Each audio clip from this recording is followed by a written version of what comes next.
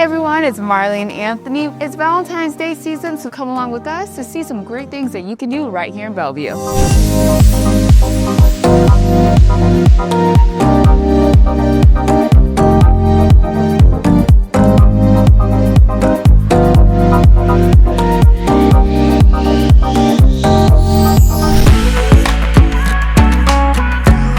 A Bellevue staycation for Valentine's Day is such a great way for couples to reconnect and have fun, and that's exactly what we love to do.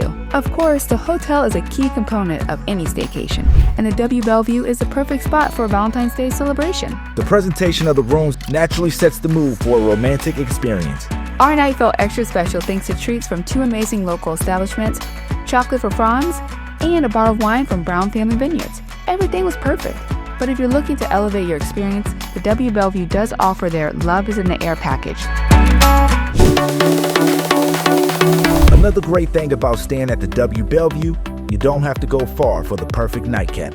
We hit it just 1 floor below to the upscale Civility and Unrest, where we unwound with one of their signature craft cocktails before calling it a night.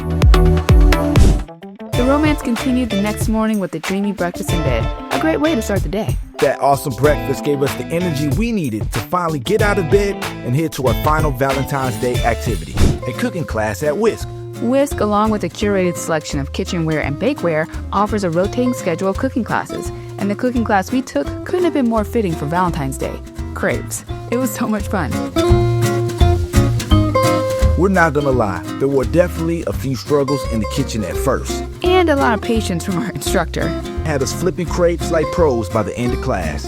And they turned out to be delicious. Connecting with your special person through the culinary arts was the perfect way to wrap up our romantic Valentine's Day staycation.